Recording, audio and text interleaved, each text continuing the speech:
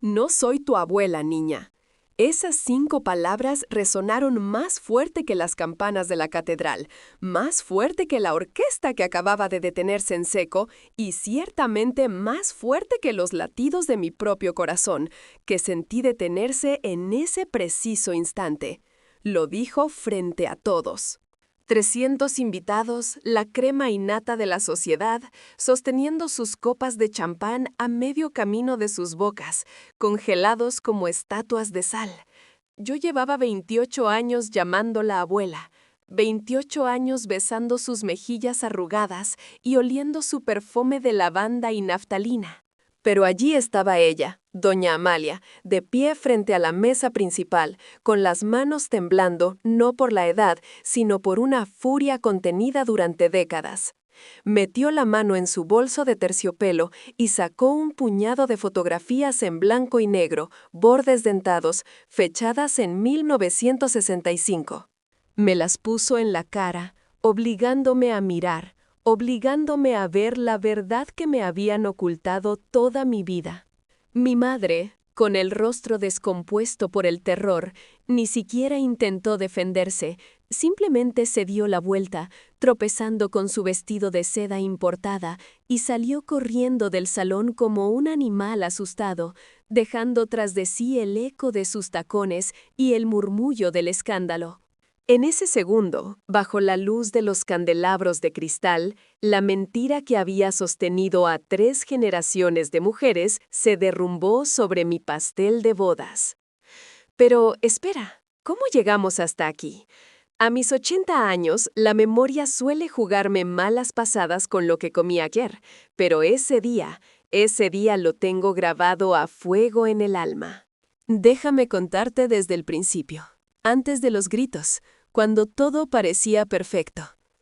La mañana había amanecido con ese gris plomizo que te cala en los huesos, un presagio que decidí ignorar porque, a mis 28 años, estaba demasiado ocupada siendo la novia perfecta.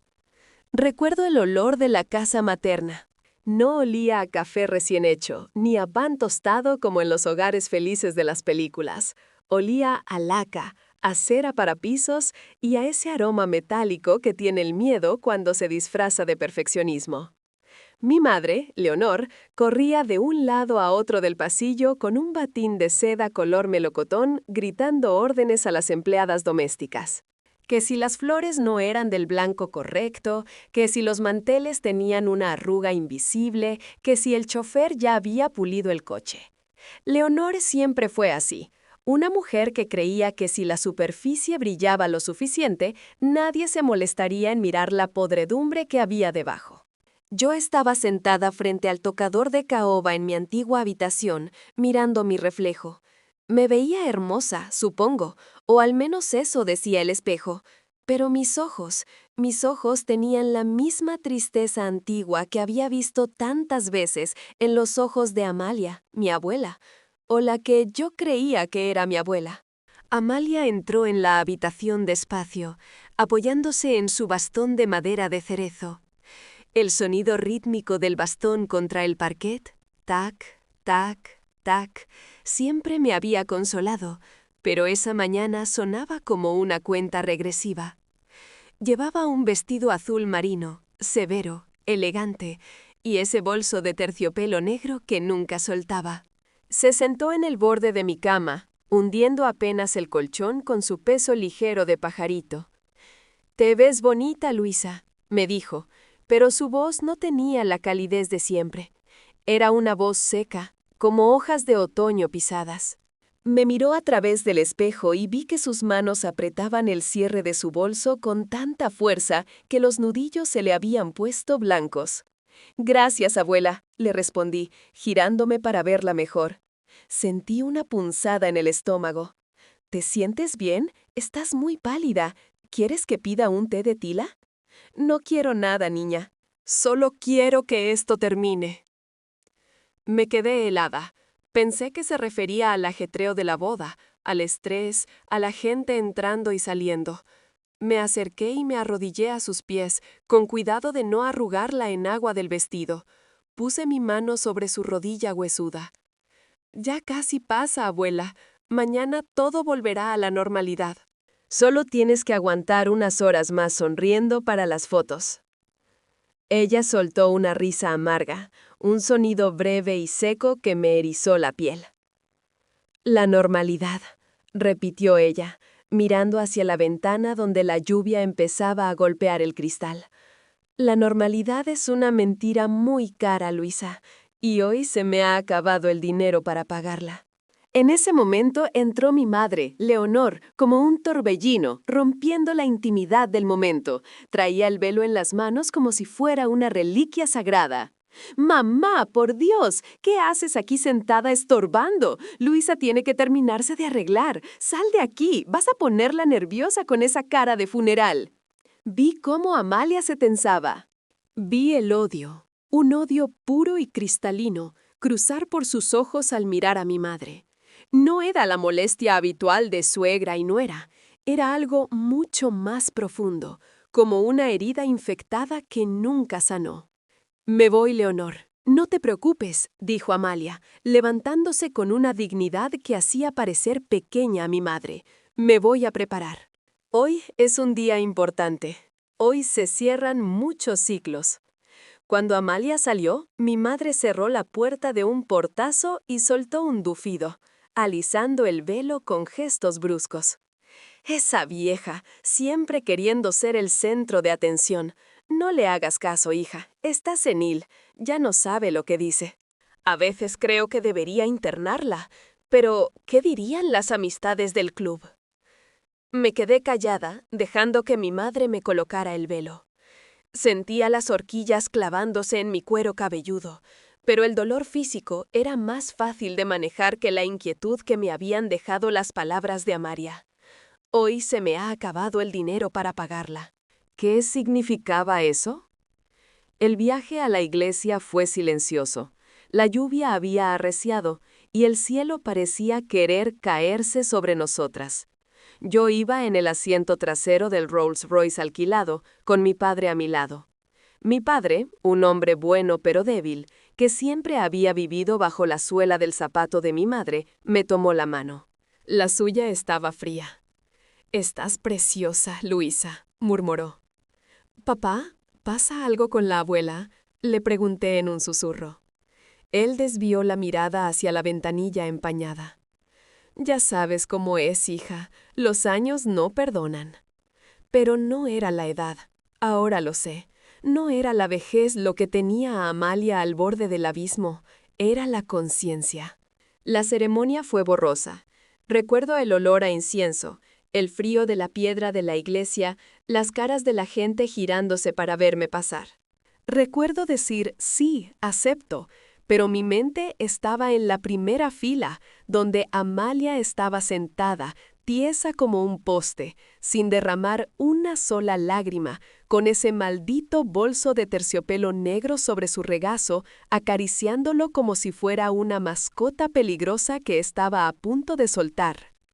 Mi madre, en cambio, lloraba. Lloraba con elegancia, secándose las lágrimas con un pañuelo de encaje, asegurándose de que el fotógrafo captara su perfil bueno. Era la madre abnegada perfecta, la matriarca triunfante. No sabía que estaba a punto de perderlo todo. Llegamos al salón de fiestas. Era un lugar imponente, con techos altos y arañas de cristal que costaban más que la casa de cualquier obrero. Todo era excesivo. Los arreglos florales eran tan grandes que impedían ver a la persona sentada enfrente. La comida era tan sofisticada que nadie sabía qué estaba comiendo. Durante el banquete, noté que Amalia no probó bocado. Bebía vino, copa tras copa, algo que nunca la había visto hacer. Sus mejillas, normalmente pálidas, empezaron a teñirse de un rojo febril. Mi madre le hacía señas discretas desde la otra punta de la mesa para que dejara de beber, pero Amalia la ignoraba olímpicamente. Llegó el momento de los brindis. Mi padre habló, tartamudeando un poco, diciendo lugares comunes sobre el amor y la familia. Luego habló el padrino. Y entonces el maestro de ceremonias, con su voz engolada, preguntó si alguien más quería decir unas palabras. Fue entonces cuando el sonido de una silla arrastrándose contra el piso de mármol cortó el aire. Un sonido agudo, desagradable. Todos giraron la cabeza. Amalia se había puesto de pie. Se tambaleó un poco, pero se enderezó enseguida. El silencio se hizo espeso, pegajoso. Mi madre se levantó a medias, con los ojos desorbitados, haciendo un gesto con la mano como queriendo sentarla a distancia. «Mamá, siéntate», siseó mi madre entre dientes, con una sonrisa falsa pegada en la cara. «No es el momento». Amalia tomó el micrófono que le tendía un mesero confundido. El acople del sonido hizo que varios invitados se taparan los oídos. «Sí, es el momento, Leonor», dijo Amalia, y su voz retumbó en los altavoces, distorsionada pero firme. «He esperado 28 años por este momento. He callado por el bien de la familia, por el qué dirán, por esa maldita reputación que tanto cuidas». Yo sentí que la sangre se me iba a los talones. Mi esposo me apretó la mano bajo la mesa, confundido. «¿Qué pasa, Luisa?», me susurró. «No lo sé», contesté, pero sabía que era mentira. En el fondo, sabía que el dique se había roto. Amalia me miró directamente a los ojos. En esa mirada ya no había la abuela que me hacía galletas. Había una mujer desesperada, una mujer que necesitaba purgar un pecado antes de morir. «Luisa», dijo, y su voz se quebró por primera vez. «Mírame bien, mírame a la cara». «Todos dicen que tienes mis ojos, ¿verdad? Todos dicen que heredaste mi carácter». Hizo una pausa dramática. Se escuchaba hasta el zumbido del aire acondicionado. «Pues es mentira», continuó, elevando el tono. «Todo es una gran mentira construida por esta mujer». Señaló a mi madre con un dedo acusador que temblaba como una hoja al viento. «¡Cállese!», gritó mi madre, perdiendo la compostura por completo, tirando su copa de vino tinto sobre el mantel blanco. «¡Alguien saque a esta loca de aquí!». Pero nadie se movió. El morbo es más fuerte que la obediencia. Todos querían ver el final de la obra. Amalia metió la mano en el bolso de terciopelo. El gesto fue lento, deliberado. Sacó el fajo de fotos. Eran viejas, de bordes dentados, con ese color sepia que da el tiempo. Me acerqué a la mesa principal, caminando como un autómata, ignorando los gritos de mi madre. Amalia extendió las fotos sobre la mesa, justo al lado de mi pastel de bodas de 5 pisos. «Míralas, Luisa», me ordenó. Bajé la vista. En las fotos había una mujer joven, bellísima, con un vestido sencillo de algodón, sosteniendo a un bebé en brazos. La mujer no era mi madre, y tampoco era Amalia, pero tenía mis ojos, tenía mi misma sonrisa torcida. «¿Quién es ella?», pregunté, con un hilo de voz que apenas me salía de la garganta. Amalia levantó la vista y soltó la bomba, la frase que destruiría mi mundo para siempre. «Ella era tu madre, Luisa, una sirvienta a la que Leonor echó a la calle cuando se enteró de que estaba embarazada de mi hijo, de tu padre. Leonor nunca pudo tener hijos, así que cuando tú naciste y esa pobre muchacha murió en el parto, Leonor te compró». El salón giraba. Las caras de los invitados se derretían como cera. «No soy tu abuela, niña», repitió Amalia, con lágrimas surcando finalmente sus mejillas de pergamino. «Soy la madre del hombre que permitió esto. Soy la cómplice de un robo. Y ya no puedo más». Miré a mi madre, a la mujer que me había criado. Estaba pálida como un cadáver, con la boca abierta, incapaz de articular palabra. Y luego, sin decir nada, corrió. Salió corriendo como si el diablo mismo le pisara los talones. Y quizás así era. El sonido de la pesada puerta de roble cerrándose tras mi madre, o la mujer que yo creía mi madre, retumbó como un disparo en medio de una catedral vacía. Y luego, nada. un silencio tan denso que se te metía por los oídos y te apretaba la garganta. La orquesta no se atrevió a tocar ni una nota más. Los meseros se quedaron congelados, con las bandejas de plata en el aire, como si el tiempo mismo se hubiera ofendido ante la revelación. Recuerdo el tintineo solitario de un tenedor cayendo sobre un plato de porcelana en alguna mesa del fondo. Sonó como si algo de cristal se hubiera roto dentro de mi propio pecho. Bajé la vista hacia la mesa. El vino que mi madre había derramado al huir se extendía por el mantel de damasco blanco, una mancha roja que crecía lenta e imparable, empapando el tejido, igual que las palabras de Amalia estaban empapando mi cerebro. Acerqué una mano que no sentía mía, una mano que me hormigueaba como si hubiera estado dormida por años, y tomé una de las fotografías. El papel estaba gastado, suave al tacto, con las esquinas dobladas por haber sido acariciadas 1000 veces en secreto. En la foto, la muchacha sonreía. Estaba sentada en una silla de madera despintada, en un patio lleno de helechos y macetas de barro. Llevaba un vestido sencillo, de tela barata, quizás cosido a mano, sin encajes ni brillos. Pero su sonrisa, Dios mío, era mi sonrisa. Era la misma curvatura tímida que yo veía en el espejo cada mañana antes de que Leonor me ordenara corregir la postura o ponerme más carmín. Y el bebé en sus brazos, envuelto en una toquilla de lana que parecía picar. Esa era yo. Esa cosa pequeña y frágil era yo. Sentí una náusea tan violenta que tuve que aferrarme al borde de la mesa para no caer de boca sobre el pastel. Mi esposo, Alberto, me pasó el brazo por la cintura, intentando sostenerme, pero su toque se sentía ajeno, lejano. «Luisa, mi amor, vámonos», me susurró al oído, con la voz temblorosa, cargada de un pánico que no sabía manejar. «Salgamos de aquí.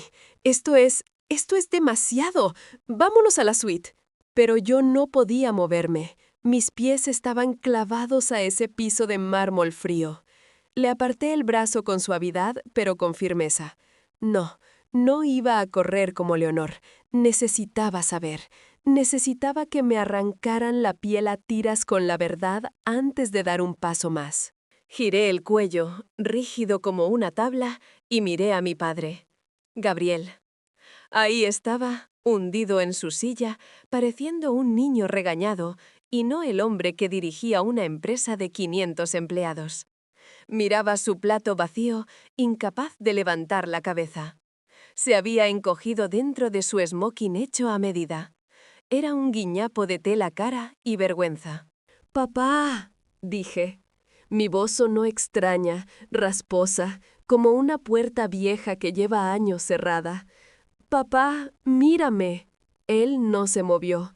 Solo vi cómo sus hombros se sacudían levemente.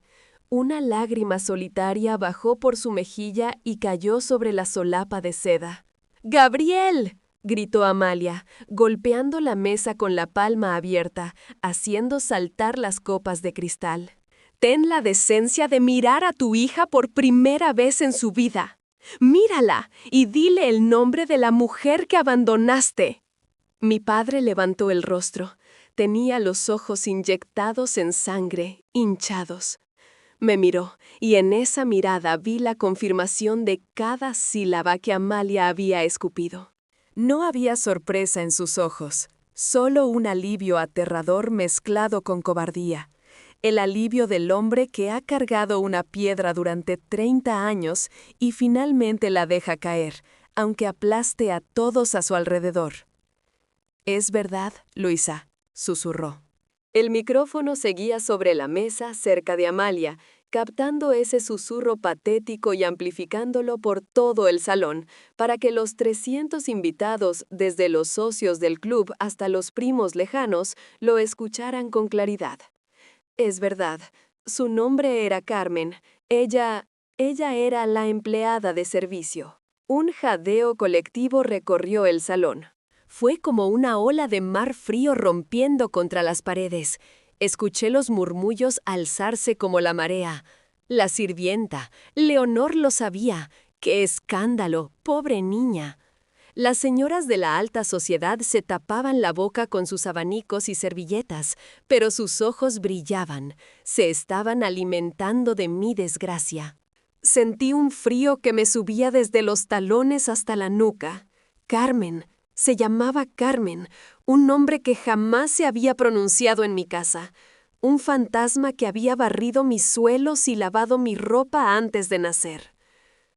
¿Y mi madre?, pregunté, sintiendo que las lágrimas por fin brotaban, calientes y ácidas. La mujer que acaba de salir corriendo. ¿Ella lo sabía? Amalia soltó un bufido de asco, un sonido gutural y profundo. Tomó un trago de su copa de vino, con la mano temblando tanto que el líquido rojo se agitó como sangre viva. «¿Saberlo?», dijo Amalia, con la voz destilando veneno.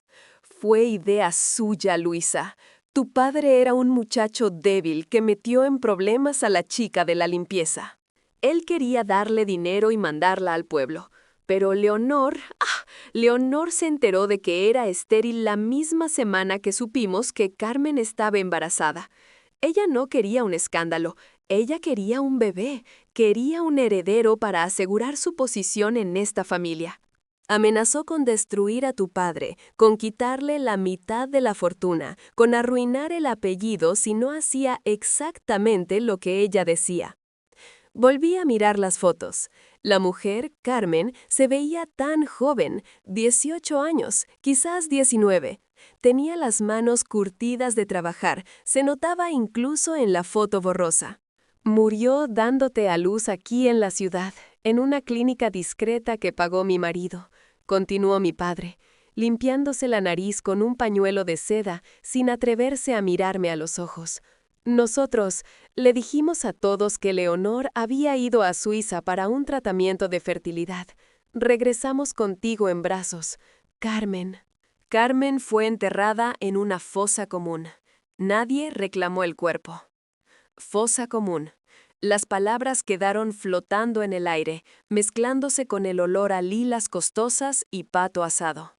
Mi madre, mi verdadera madre, tirada en un agujero en la tierra mientras yo dormía en una cuna de maderas preciosas y vestía encajes importados. Miré a Amalia. Ya no estaba erguida, se había derrumbado contra el respaldo de su silla, respirando con dificultad, apretándose el pecho. Su venganza estaba completa, pero no le había traído paz, solo le había traído ruina. Sus ojos, esos ojos que yo creía haber heredado, estaban vidriosos. ¿Por qué ahora?, le pregunté, con un hilo de voz. ¿Por qué hoy, Amalia? ¿Por qué me dejaste vivir una mentira 28 años? ¿Por qué me dejaste besar a ese monstruo y llamarla mamá todos los días de mi vida? Amalia me miró con una tristeza tan antigua que parecía venir de otro siglo. Porque yo también fui una cobarde, Luisa. Porque mi marido, tu abuelo, me prohibió hablar. Dijo que era lo mejor, que una hija bastarda no tendría futuro, que vivirías como una princesa con Leonor. Y lo hiciste. Mírate, tienes todo. Hizo un gesto vago con la mano, señalando el lujo obsceno del salón, las arañas de cristal, los arreglos florales gigantescos. Pero hoy te vi mirarte en el espejo, continuó ella, y la voz se le quebró. Vi la tristeza en tus ojos, y me di cuenta de que Leonor te estaba convirtiendo en ella, en una muñeca de porcelana vacía, y no podía dejarte casar y empezar una vida construida sobre un pantano de mentiras. Me estoy muriendo, niña. El médico me dio 3 meses. Cáncer. Y no pensaba irme al infierno cargando este secreto yo sola. Quería que Leonor ardiera aquí en la tierra antes de que yo arda en el otro lado. El salón empezó a dar vueltas. Los rostros de los invitados se convirtieron en manchas de color borrosas. El olor de los perfumes me asfixiaba. Sentí que el vestido de novia se encogía, apretándome las costillas, triturándome los pulmones. Mi corsé era una jaula, mi velo era una mortaja. ¡Luisa!, gritó Alberto cuando mis rodillas cedieron. Caí. No del todo, porque él me atrapó, pero me desplomé hacia el suelo, rodeada por metros de tul blanco, rodeada por las fotos desparramadas de una mujer muerta llamada Carmen. Desde el suelo, el techo parecía estar a kilómetros de distancia. Las luces de las lámparas parecían ojos llorosos mirándome. Escuché el alboroto, gente corriendo, alguien pidiendo agua a gritos, mi padre sollozando incontrolablemente con la cabeza sobre la mesa. Pero yo solo podía enfocarme en una foto que había aterrizado cerca de mi mano. Carmen sosteniéndome, no miraba a la cámara. Me miraba a mí, al bebé, con una expresión de amor tan puro y tan aterrorizado que terminó de romper lo poco que quedaba de mi corazón. Ella sabía, incluso entonces, en esa foto, ella debía saber que no me iba a conservar. ¡Aléjate!, grité cuando sentí unas manos intentando levantarme. No eran las de Alberto, eran las de mi padre. Intentaba tocarme el hombro. ¡No me toques! ¡Que nadie me toque! Me arrastré lejos de él, jalando mi vestido pesado, boqueando buscando aire. Necesitaba salir, necesitaba arrancarme este vestido del cuerpo. Me sentía sucia, me sentía como un objeto robado, una mercancía comprada para arreglar un matrimonio roto. Amalia permaneció sentada, mirándome desde arriba, como un juez que acaba de dictar sentencia y ya no tiene nada más que decir. No intentó ayudarme. Ella sabía que algunas caídas son necesarias. Solo me observaba, con su mano huesuda aferrada a ese bolso de terciopelo negro, mientras el mundo tal y como yo lo conocía terminaba de derrumbarse a la novia que se suponía que yo era bajo los escombros de la verdad. No soy tu abuela, niña. Soy la guardiana de tu desgracia. Esa frase quedó suspendida en el aire viciado del salón, más pesada que las arañas de cristal que pendían sobre nuestras cabezas. Lo dijo sin que le temblara el pulso, justo después de interrumpir el brindis, justo antes de que mi mundo se hiciera pedazos. Llevaba 28 años llamándola abuela Amalia, besando su mejilla arrugada que olía a talco y lavanda, pero esa tarde, con las manos temblorosas por la vejez o por la rabia, sacó aquellas fotos de 1965 y me escupió la verdad a la cara. Mi madre, la gran dama de la sociedad, la intachable Leonor, salió huyendo del salón con el rostro descompuesto, dejando tras de sí el eco de sus tacones y el derrumbe de una mentira que había sostenido a 3 generaciones. El portazo retumbó como un disparo de cañón en una biblioteca. Después, el silencio. Un silencio tan denso que podía masticarse, tan absoluto que escuché el zumbido eléctrico de las lámparas y el roce de la tela de mi vestido de novia contra la silla.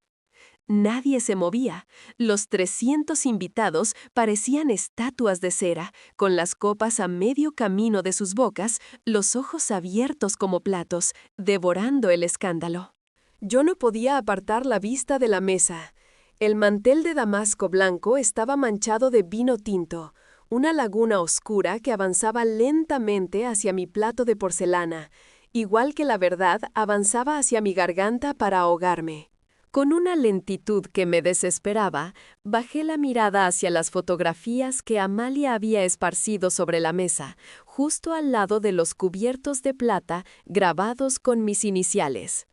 Mis dedos, entumecidos dentro de los guantes de seda, tomaron una de las imágenes.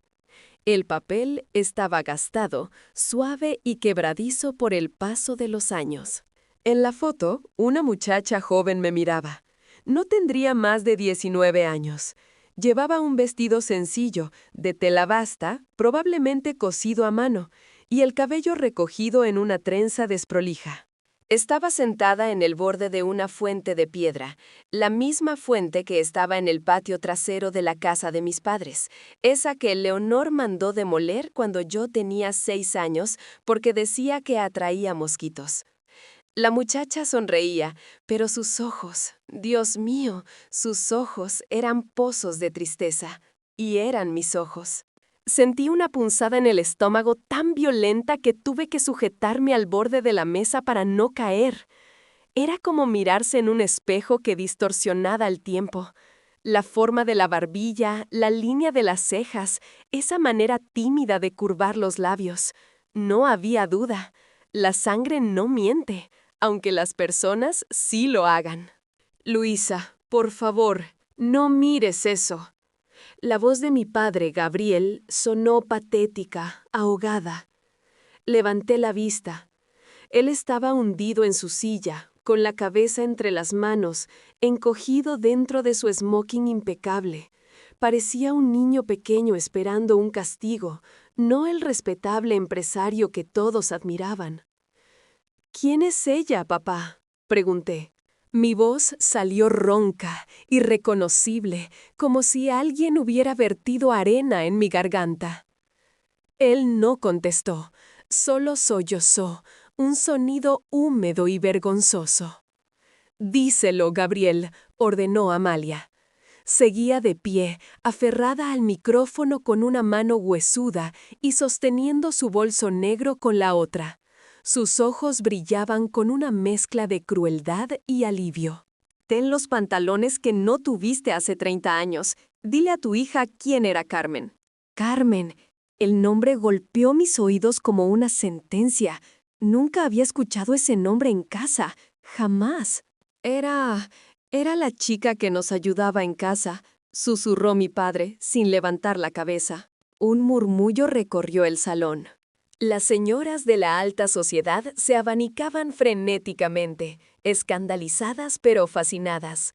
Podía sentir sus miradas clavadas en mi nuca, juzgando, calculando, reescribiendo mi historia en sus mentes. Ya no era Luisa, la heredera, ahora era la hija de la criada. ¿Y qué pasó con ella?, insistí, sintiendo que las lágrimas empezaban a quemarme las mejillas. ¿Por qué Leonor me crió? ¿Por qué ella se fue? Mi padre levantó la cara. Tenía los ojos inyectados en sangre y la piel grisácea. Ella no se fue, Luisa. Ella murió en el parto. El aire se escapó de mis pulmones. Murió. Mi madre murió para que yo viviera, y su recuerdo había sido borrado, barrido bajo la alfombra persa de la sala para que Leonor pudiera jugar a la familia feliz. Leonor no podía tener hijos, intervino Amalia, con una frialdad que helaba la sangre. Su voz resonaba por los altavoces, nítida y cruel. Cuando Carmen quedó embarazada de tu padre, Leonor vio una oportunidad. Amenazó con echar a Carmen a la calle sin un centavo si no le entregaba al bebé.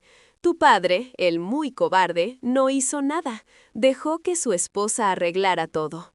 Leonor pagó la clínica, pagó el silencio de los médicos, y cuando Carmen murió desangrada en esa camilla fría, Leonor simplemente te tomó en brazos y te trajo a casa como si fueras una compra más, como un mueble nuevo. Miré a mi esposo, Alberto. Me tenía agarrada del brazo, apretándome con fuerza, pálido como el papel. Su mirada iba de Amalia a mí, llena de horror. ¿Él lo sabía? No, su confusión era genuina, pero en sus ojos vi algo que me dolió más que la traición de mi padre. Vi lástima. Me miraba como se mira a un perro atropellado. ¿Dónde está enterrada?, pregunté, ignorando a todos, enfocándome solo en Amalia. Necesitaba saber dónde estaba mi madre. Necesitaba saber dónde habían puesto el cuerpo de la mujer que me dio sus ojos y su vida. Amalia soltó una risa seca, sin humor. No tiene tumba, Luisa. Leonor no iba a gastar dinero en un entierro que pudiera levantar sospechas. La mandaron a la fosa común, sin nombre, sin lápida, como si nunca hubiera existido. Sentí que el suelo de mármol se abría bajo mis pies, fosa común. Mientras yo dormía en sábanas de hilo egipcio y tomaba clases de piano, mi madre se pudría en un agujero anónimo junto a desconocidos. La injusticia de aquello me golpeó con la fuerza de un tren. Me arranqué el velo de la cabeza. Sentí cómo las horquillas me arañaban el cuero cabelludo, pero no me importó. Tiré el encaje blanco al suelo, ese símbolo de pureza y tradición que ahora me parecía un disfraz ridículo. ¡Malditos!, grité. El grito me desgarró la garganta, un aullido animal que no parecía humano. ¡Malditos sean todos ustedes! Gabriel intentó tocarme el hombro. Hija, por favor, tienes que entender. Eran otros tiempos, la reputación. ¡No me toques! Le manoteé con tanta fuerza que casi pierdo el equilibrio. Me das asco. Tú me das más asco que ella. Ella al menos es una bruja, pero tú dejaste que tiraran a la madre de tu hija a la basura. El salón era un caos contenido. Algunos invitados empezaban a levantarse, incómodos, queriendo huir de la escena, pero nadie se atrevía a ser el primero en irse. El fotógrafo, un hombre joven que no sabía qué hacer, bajó la cámara lentamente. Me giré hacia Amalia. Ella ya se había sentado, agotada. Su pecho subía y bajaba con dificultad, y su piel tenía ese tono ceroso de la enfermedad avanzada. ¿Por qué hoy?, le pregunté, acercándome a ella hasta que pude oler el vino rancio en su aliento. ¿Por qué esperaste 28 años? ¿Por qué me dejaste vivir en esta mentira para destruirme el día de mi boda? Amalia me miró. En sus ojos ya no había furia, solo una resignación infinita. Porque me estoy muriendo, Luisa. El médico me dio 3 meses, cáncer de páncreas, y no quería irme al infierno cargando este secreto yo sola. Quería ver caer a Leonor antes de cerrar los ojos. Quería que tú supieras que no eres como ellos, que tu sangre es fuerte, es sangre de sobreviviente, no de parásitos como nosotros. Me dejé caer en la silla de al lado. Mis piernas ya no me sostenían. El vestido de novia, con sus metros de tul y pedrería, se sentía como una jaula, como una armadura pesada que me asfixiaba. Miré alrededor del salón. Las flores exóticas, los candelabros dorados, los meseros con librea. Todo era falso. Todo era un escenario de cartón piedra montado sobre los huesos de una mujer pobre llamada Carmen. Luisa, vámonos, susurró Alberto, tirando suavemente de mi mano. Salgamos de aquí, por favor. Me solté de su agarre. No quería consuelo. No quería que me sacaran de allí para protegerme. Quería que el dolor me calcinara. Tomé otra foto de la mesa. En esta, Carmen sostenía a un bebé envuelto en una manta vieja. Me miraba con un amor tan puro, tan doloroso, que me rompió el corazón en 1000 pedazos. Ella sabía que no se quedaría conmigo. Se le notaba en la forma en que me apretaba contra su pecho, como queriendo fundirme con ella. Me llevé la foto al pecho, abrazándola contra la seda fría del vestido. Cerré los ojos y, por un segundo, entre el olor a perfume caro y comida desperdiciada, creí oler algo más. Olor a tierra húmeda, a jabón barato, a piel cálida.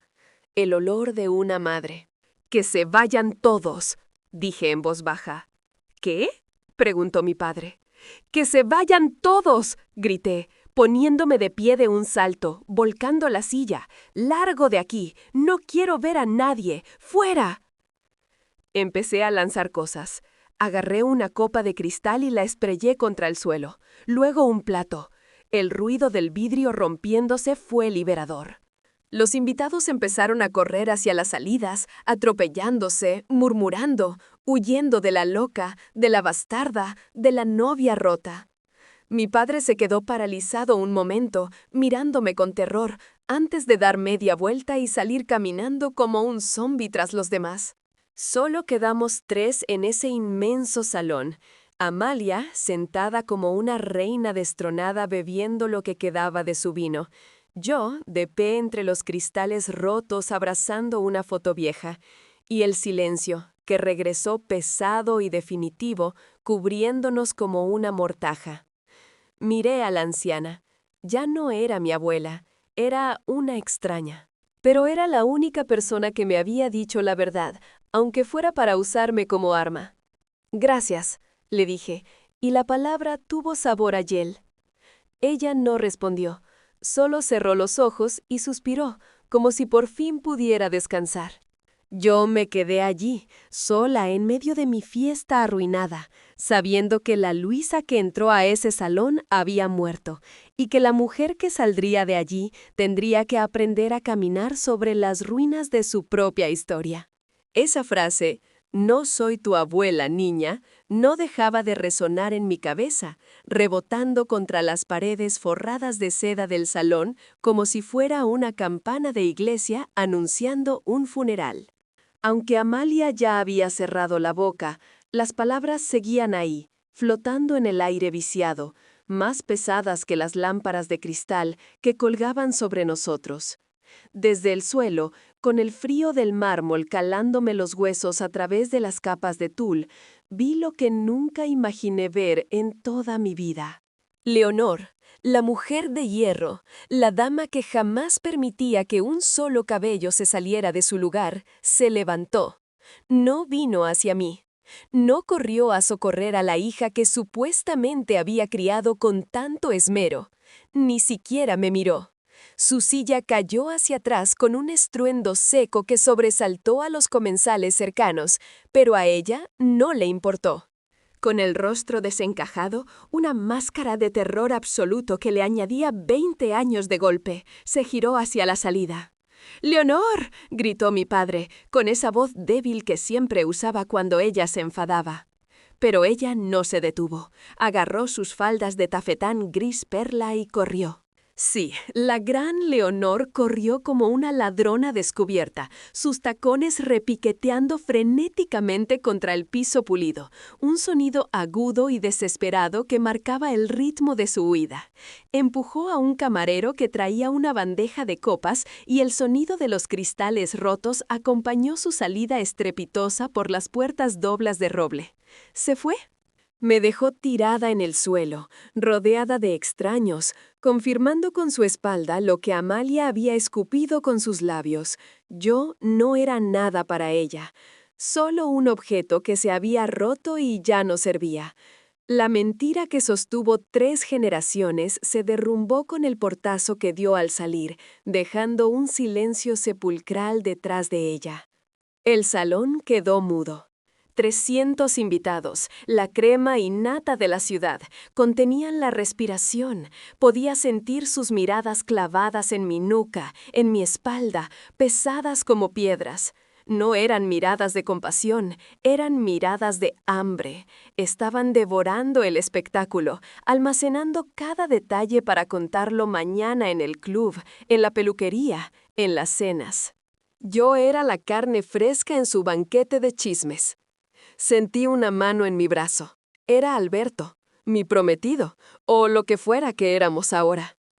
«Luisa, por Dios, levántate», susurró entre dientes, apretándome con fuerza, más preocupado por la mancha en mi vestido que por el agujero en mi alma. «Están mirando, todos están mirando. Ten un poco de dignidad».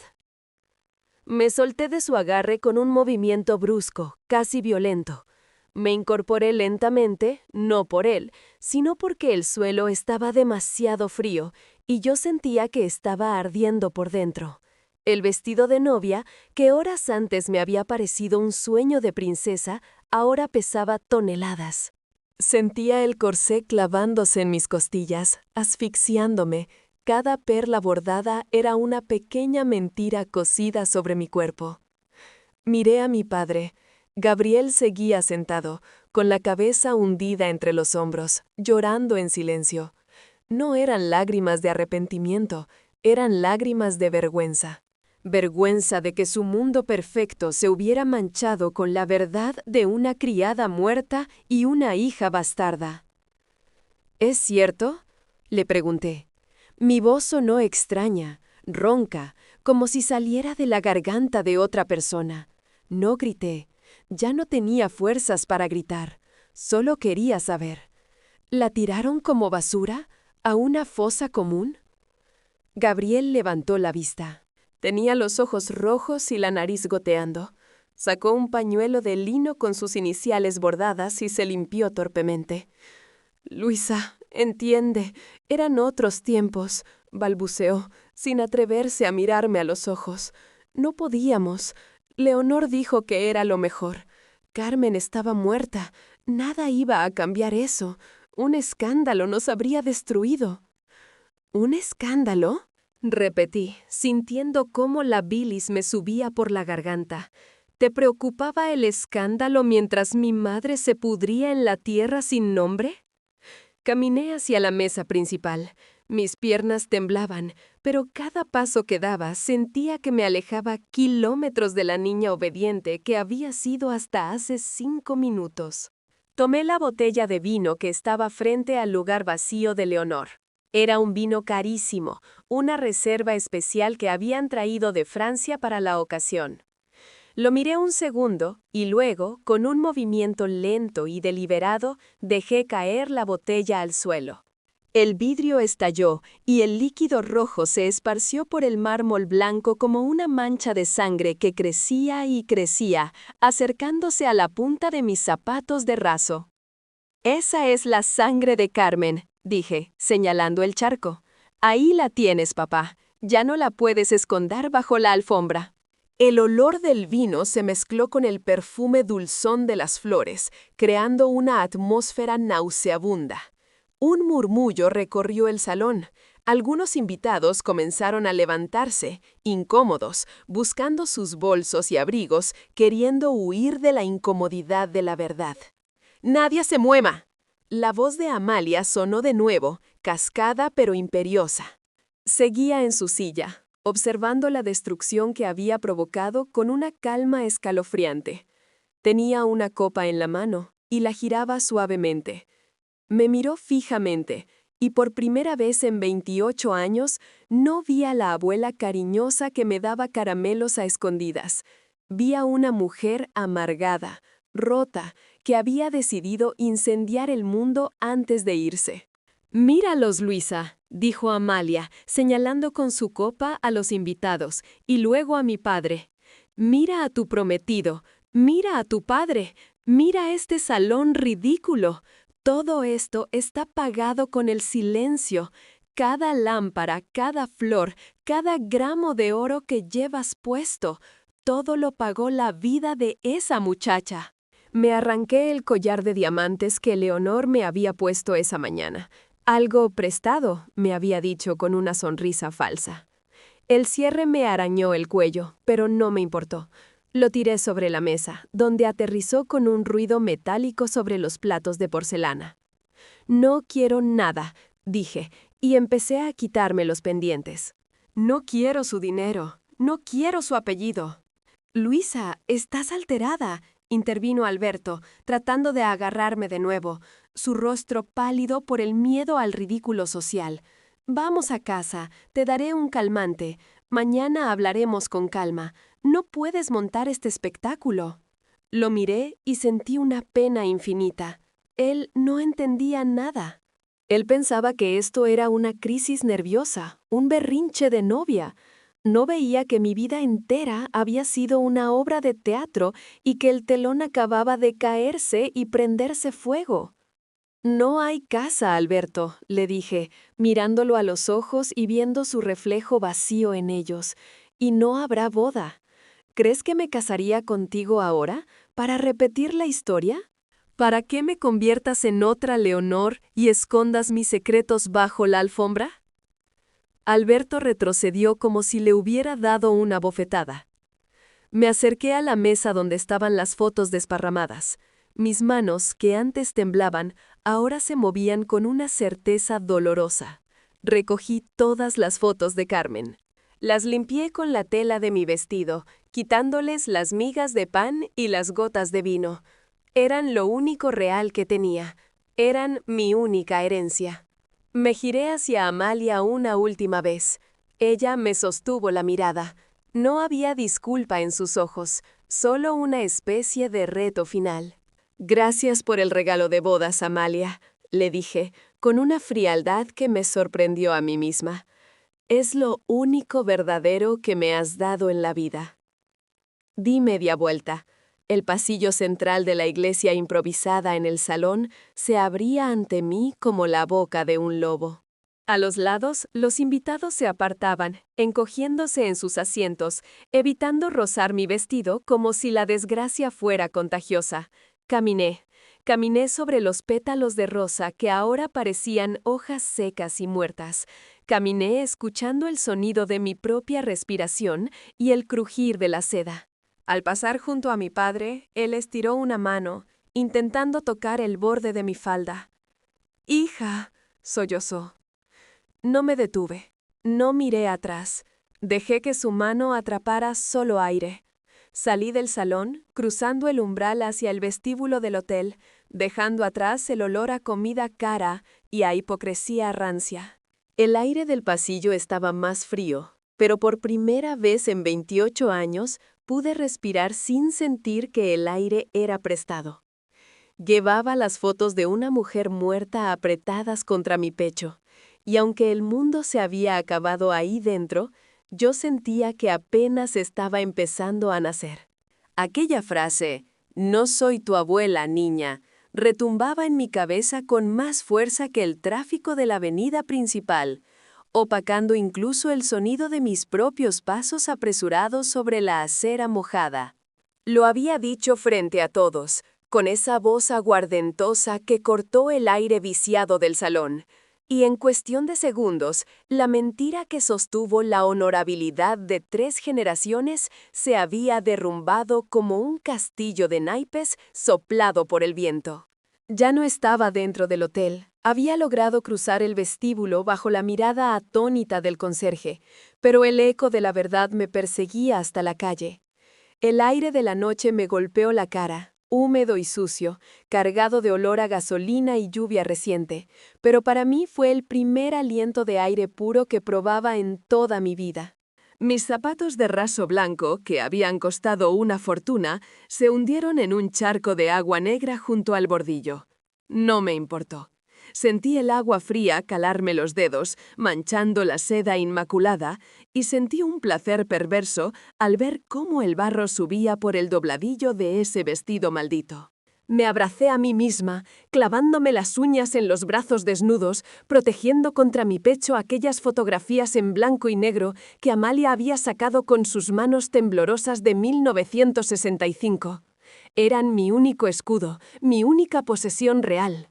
En ellas, Carmen, mi madre, la verdadera, me miraba desde un pasado que me habían robado. «¡Luisa! ¡Luisa! ¡Detente ahora mismo!». La voz de Alberto me alcanzó antes que su mano. Me giré despacio, con la pesadez de quien se mueve bajo el agua.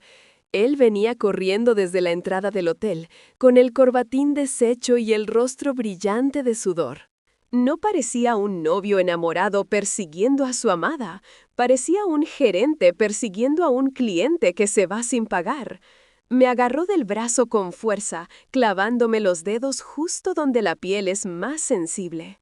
«¿Se puede saber qué te pasa?», siseó, bajando la voz al notar que una pareja que pasaba por la calle nos miraba con curiosidad. «Tienes que volver adentro, ahora. Mi madre está hiperventilando, Luisa. El alcalde está ahí. El obispo está ahí. No puedes simplemente irte después de lo que dijo esa vieja loca. Tenemos que controlar la narrativa, decir que es demencia senil, que...». Me solté de su agarre con un movimiento seco. Lo miré a los ojos y por primera vez en los 2 años que llevábamos juntos, lo vi realmente. Vi su miedo, pero no era miedo a perderme a mí, a la mujer.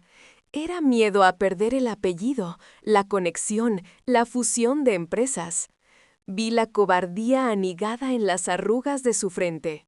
«No es demencia, Alberto», le dije, y mi voz sonó tan tranquila que me asustó. «Es la verdad. Soy hija de la criada. Mi madre murió desangrada porque Leonor quería un bebé y no quería mancharse las manos. ¿Entiendes eso?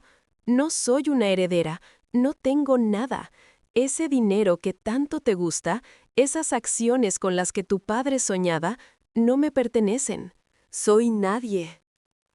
La cara de Alberto pasó del rojo de la ira al blanco de la comprensión. Soltó mi brazo como si quemara. Dio un paso atrás, mirándome de arriba a abajo, viendo el vestido manchado de barro, el maquillaje corrido, el pelo revuelto por el viento. Ya no veía a su trofeo, veía un problema, veía un escándalo. Entonces, ¿es cierto?, balbuceó, y la decepción en su voz fue más dolorosa que cualquier insulto. ¿Todo esto, todo este circo es verdad? Sí, le respondí, sintiendo cómo se rompía el último hilo que me ataba a esa vida de plástico. Gabriel apareció entonces en la puerta giratoria del hotel. Mi padre, o el hombre que había jugado a serlo. Se veía diminuto bajo las luces doradas de la marquesina, un hombrecillo gris aplastado por el peso de sus propios pecados. No se atrevió a bajar a la acera. Se quedó allí, en el umbral, protegido por el lujo del hotel, mirándome con esos ojos acuosos que siempre habían mirado hacia otro lado cuando Leonor dictaba las reglas. Levantó una mano, un gesto débil, casi una súplica para que volviera al redil, para que volviera a ser la muñeca silenciosa que adornaba su casa. Me di la vuelta. No tenía nada que decirle.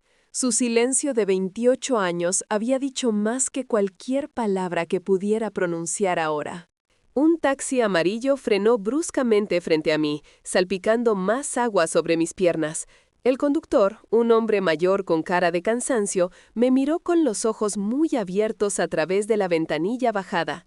Debía parecer una aparición, una novia espectral huida del altar en medio de la noche. ¿Está bien, señora?, preguntó, con una nota de preocupación genuina que no había escuchado en ninguno de los 300 invitados de mi boda. Abrí la puerta trasera. El olor a tabaco rancio y ambientador de pino del taxi me pareció el perfume más dulce del mundo. Me dejé caer en el asiento de vinilo agrietado y el vestido de miles de dólares se arrugó a mi alrededor como basura cara. ¿A dónde la llevo?, insistió el chofer, mirándome por el espejo retrovisor. Miré hacia la acera. Alberto seguía allí, inmóvil, bajo la llovizna que empezaba a caer, mirando cómo su futuro se alejaba sobre 4 ruedas. Gabriel ya se había dado la vuelta, regresando a la seguridad de sus mentiras. Apreté las fotos contra mi pecho una vez más. Sentí el latido de mi corazón golpeando contra el papel fotográfico, como si quisiera comunicarse con el corazón de la mujer de la imagen. «Lléveme lejos», le dije al taxista, con la voz quebrada por el llanto que por fin empezaba a subir por mi garganta. «Solo conduzca. Lléveme a donde no haya nadie que sepa mi nombre». El taxi arrancó, incorporándose al tráfico de la ciudad. A través de la luneta trasera, vi cómo el gran hotel, con sus luces y su opulencia, se hacía cada vez más pequeño, hasta convertirse en un punto brillante que desapareció al doblar la esquina. Me quité el anillo de compromiso, esa piedra fría y pesada que me había cortado la circulación durante meses, y lo dejé sobre el asiento, junto a mí. No lo quería. No quería nada que viniera de ellos. Lloré como no había llorado nunca, un llanto gutural, profundo, que me dolía en las costillas. Lloré por Carmen, la muchacha que murió sola. Lloré por la niña que fui, criada en una jaula de oro construida sobre huesos.